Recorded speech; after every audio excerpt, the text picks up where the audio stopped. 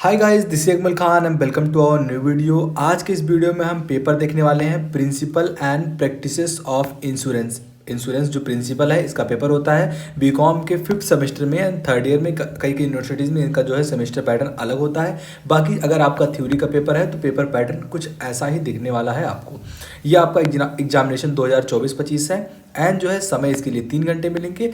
75 number का आपका mark होता है, 25 नंबर आपको कॉलेज से दिए जाते हैं। नोट है, कह रहा है सभी क्वेश्चंस कंपलसरी आपको करने हैं एंड जो है पहला पार्ट जो रहेगा वो फर्स्ट क्वेश्चन का वो आपको 100 वर्ड में करना है। जो रिमेनिंग क्वेश्चन है उनके लिए 800 वर्ड दिए गए हैं।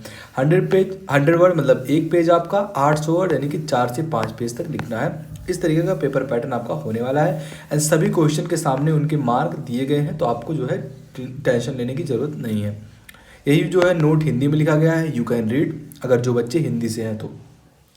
कह रहा है पहला क्वेश्चन आपका कंपलसरी करना था। पांचों क्वेश्चन जो दिए गए हैं यहाँ पर एक एक क्वेश्चन के लिए 3-3 नंबर मिलने वाले हैं।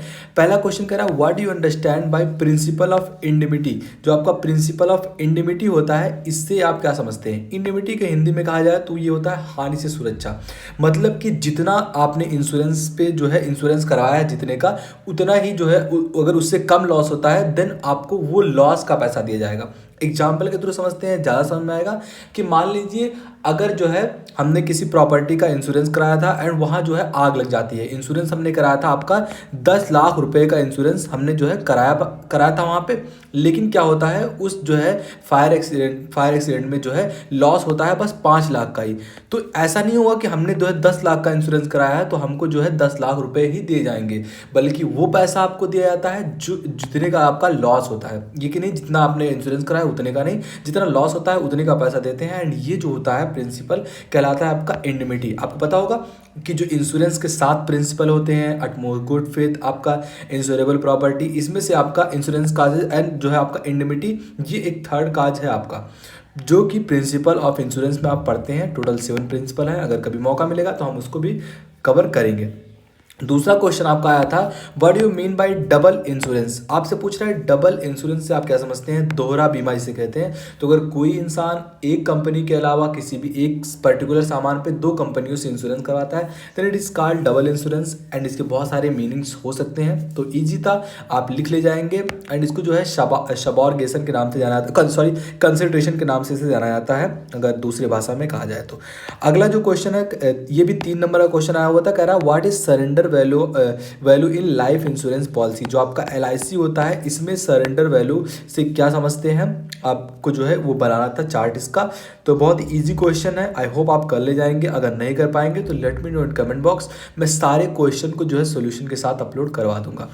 अगला क्वेश्चन D नंबर का था, इसमें था what is voyage marine insurance policy. जो आपका जल यात्रा समुद्र बीमा होता है इस पॉलिसी से आप क्या समझते हैं। मतलब जो आपका मरीन इंश्योरेंस होता है सबसे पहले ये जानते हैं क्या होता है कि जब आप जो है समुद्र में यात्रा करते हैं अपने शिप को लेकर, अपने कार्गो को लेकर, अपने फ्रेटाइज को लेकर, तो वहाँ क्या होता है कुछ अगर एक्सीडेंट हो जाता है, कुछ चोरी हो जाता है या फिर किसी कारणवश आपका जहाज डूब जाता है तो उसमें जो इंश्योरेंस कराया जाता है उस इंश्योरेंस को जो है मरीन इंश्योरेंस कहते हैं। इनके 3 काज होते हैं। पहला आपका शिप का काज होता है एंड सेकंड नंबर का जो काज होता है वो आपका कार्गो का काज होता है एंड थर्ड नंबर का आपका होता है जिसे फ्रेटाइज के नाम से जानते हैं। मतलब ये जो होता है ये एम्प्लॉयज इसमें जो काम करते हैं उनका वेतन रहता है उससे रिलेटेड होता है, या आपके गुड्स सामान से रिलेटेड होता है। एंड शिप जो आपका बेसिकली जो पूरा शिप का पैसा होता है वो शिप। तो 3 तरीके से इसका इंश्योरेंस करा सकते हैं। तो वही कह रहा है इनके पॉलिसीज के बारे में आपको डिस्क्राइब करना है।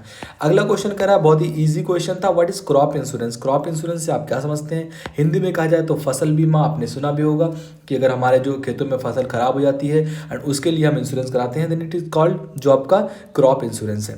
तो ये क्वेश्चन 1 आपको कंपलसरी करना था। टोटल 5 क्वेश्चन थे, एक क्वेश्चन के लिए 3 नंबर मिलने वाले थे, मतलब टोटल 15 नंबर यहाँ आपको मिल गए। बचे हुए 60 क्वेश्चन को 4 भागों में डिवाइड किया गया है। जैसे दूसरा क्वेश्चन इसमें है जो कि 15 नंबर का है, यानी कि 800 वर्ड में इसको लिखना था। 4 से 5 पेज में आप लिखेंगे। क्वेश्चन कह रहा है what is mean by risk.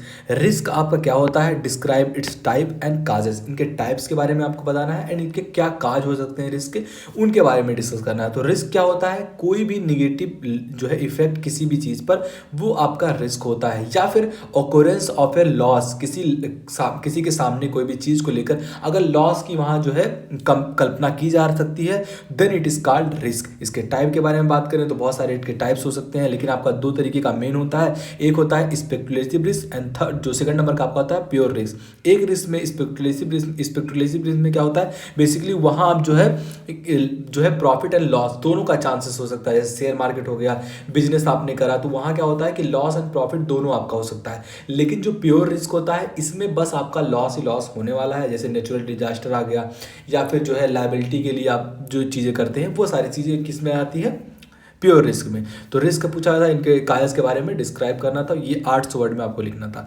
अगला क्वेश्चन करा what do you understand by insurance. Insurance क्या होता है, इनके फंक्शंस एंड इनके टाइप्स के बारे में आपको डिस्कस करना था।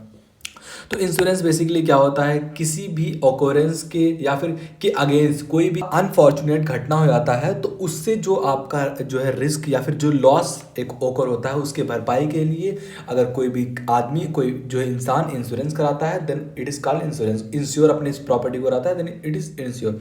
इंश्योरेंस में दो चीज़ें होती हैं, पहला है आपका इंश्योर्ड, जो कि पर्सन होता है जो प्रीमियम भरता है, पैसा भरता है, और उसको जो है एक सर्टिफिकेट दिया जाता है कि आपका इंश्योरेंस हो गया है। एक होता है इंश्योरर, जो आपका इंश्योरर होता है, ये इसको जो है एश्योरेंस अंडरराइटर के नाम से भी जाना जाता है। तो ये दोनों लोग मिलकर एक कॉन्ट्रैक्ट साइन करते हैं एंड उस कॉन्ट्रैक्ट में लिखा होता है कि अगर आप जो है प्रीमियम हमारा भर रहे हैं, अगर उस पॉलिसी के अगेंस्ट आपका जो है लॉस होता है या फिर कुछ भी होता है, देन हम उसकी भरपाई करेंगे। बेसिकली इसे ही इंश्योरेंस कहते हैं। इनके फंक्शंस, इनके टाइप्स के बारे में बात करें तो इनके टाइप्स हो सकते हैं जो है कि ये ओवर इंश्योरेंस हो सकते हैं, अंडर इंश्योरेंस हो सकते हैं, री इंश्योरेंस। 3 टाइप बेसिकली इंश्योरेंस के होते हैं। फंक्शंस के बारे में हमने बहुत सारे डिस्कस किया हुआ है कि जो है जब कोई आपका लॉस होता है, किसी पर्टिकुलर चीज़ में आपने लिया है तो उस पर लॉस होता है, तभी आपको मिलता है। एंड जो है एक कॉन्ट्रैक्ट है जो कि इंश्योरेंस के बीच में होता है, इंश्योरेंस के बीच में होता है। तो बेसिकली ये सारे इनके फंक्शंस हो सकते हैं। ये दोनों क्वेश्चन था। अगर जो भी क्वेश्चन आपको आता है जिस पे आपको सुटेबिलिटी महसूस होती है, वो क्वेश्चन आप लिख सकते हैं। थर्ड नंबर क्वेश्चन कह रहा है what is mean by life insurance. Life insurance से आप क्या समझते हैं, आपको जो है इनके जो महत्व है, इनकी जो इंपॉर्टेंस है, उन पर आपको जो है प्रकाश डालना है, बताना है कि बेसिकली होता क्या है। तो लाइफ इंश्योरेंस क्या होता है आपका, LI, जिसे जो है फॉर्म किया गया सबसे पहले 1956 में, शायद 1 सितंबर 1956 को इसको फॉर्म किया गया। एंड जब इसी टाइम पे आपका नेशनलाइजेशन भी हुआ था। एंड ये जो है लोगों के हेल्थ से रिलेटेड काम करता है। लोगों के जो है अगर कोई कहते हैं ना LIC का आपने सुना होगा, लाइफ इंश्योरेंस जो कॉर्पोरेशन है उसका, कि जीवन के साथ जीवन के बाद भी, मतलब जीवन के साथ भी आपको कोई भी लाइफ हेल्थ से रिलेटेड प्रॉब्लम होती है, तभी आपका जो है ये हेल्पफुल फैक्टर प्ले करता है। एंड जो है और भी बहुत सारी चीज़ें होती हैं। जब आपका डेथ होता है देन आपके फैमिली को पैसा दिया जाता है। बेसिकली यही सारी चीज़ें होती हैं। इनके इंपॉर्टेंस के बारे में आपको लिखना था। तो आई होप ये क्वेश्चन आप लिख ले जाएंगे। अगला जो क्वेश्चन कर रहा है इसी में अथवा के रूप में है, explain the steps involve in life insurance. आपको स्टेप्स के बारे में बताना है जो कि लाइफ इंश्योरेंस में इन्वॉल्व है। 4th नंबर क्वेश्चन है explain meaning and nature of marine insurance. फिर से आपका मरीन इंश्योरेंस पूछ रहा है कि मरीन इंश्योरेंस के क्या नेचर हो सकते हैं एंड जो है इनके मीनिंग के बारे में बताना है, इनके नेचर्स के बारे में बेसिकली लिखना था। तो ये हो गया आपका 4th क्वेश्चन। एंड ये क्वेश्चन अगर आपको नहीं आता था तो बताना था आपको what are the essential causes in marine insurance policies, कि मरीन इंश्योरेंस जो पॉलिसीज़ हैं इनके क्या एसेंशियल काज हो सकते हैं जिसकी वजह से इन जो है पॉलिसीज़ की आपको ज़रूरत पड़ सकती है। तो ये क्वेश्चन पूछा गया था। चौथा आपका 5th number and last question है इस पेपर का, कह रहा है what is fire insurance. Fire insurance क्या होता है, एक्सप्लेन करना है आपको जो है इंपॉर्टेंस ऑफ फायर इंश्योरेंस। तो बेसिकली जो है फायर से लगने वाले, आग से लगने वाले जो लॉस होते हैं उनको कवर करने के लिए आप फायर इंश्योरेंस कराते हैं। तो इनकी इंपॉर्टेंस के बारे में बताना था कि हमें बचाता है, हमारे जो है वेल्थ को बचाता है, हमारी सेविंग्स को बचाता है, यही बेसिकली लिखना था। एंड अथवा के रूप में दिया गया क्वेश्चन कह रहा है what is mean by live stock. Live stock insurance से आप क्या समझते हैं, एक्सप्लेन इट्स बेनिफिट, इनके बेनिफिट के बारे में, and how different from crop insurance, ये कैसे क्रॉप इंश्योरेंस से जो है अलग है। तो लिव स्टॉक मतलब क्या होता है, जो आपके पशुधन होते हैं, जिनको पशुओं को पालने के लिए आप जो इंश्योरेंस लगाते हैं, उनको जो है लिव स्टॉक के नाम से जाना जाता है। एंड बेसिकली ये किस प्रकार से हमारे क्रॉप इंश्योरेंस से अलग है वही बताना था। तो टोटल आपके पेपर में जो है 5 क्वेश्चंस, एक मिनट, हाँ, आपके पेपर में टोटल 5 क्वेश्चंस दिए गए थे। पहला आपको कंपलसरी करना था। अब पहले में 5 क्वेश्चन थे, बाकी बचे हुए 4 क्वेश्चन आपको करने थे। 8 क्वेश्चन आपके सामने दिखे, जिसमें से बस 4 ही करना था। एंड इन सभी के लिए आपको 15-15 यानी कि 4 टोटल 60 नंबर इन बड़े क्वेश्चन के लिए मिलने वाला था। एंड 15 नंबर आपको छोटे क्वेश्चन के लिए मिलने वाला था, मतलब टोटल 75 नंबर आपका हो गया। इस तरीके से पेपर पैटर्न होता है, कैसे आपको लिखना होता है। आई होप मैंने जो है सारे एस्पेक्ट इस पेपर के कवर किए। अगर कहीं भी थोड़ा भी डाउट होता हो या फिर कुछ प्रॉब्लम्स आपको क्रिएट होती हो तो let me know in comment box. अगर इसका आंसर चाहते हैं तो इस वीडियो पर जो है 500 लाइक कंप्लीट करिए, हम इसका आंसर वीडियो आपको प्रोवाइड करा देंगे। तो मिलते हैं आपसे वीडियो में, तब तक के लिए जय हिंद, जय भारत।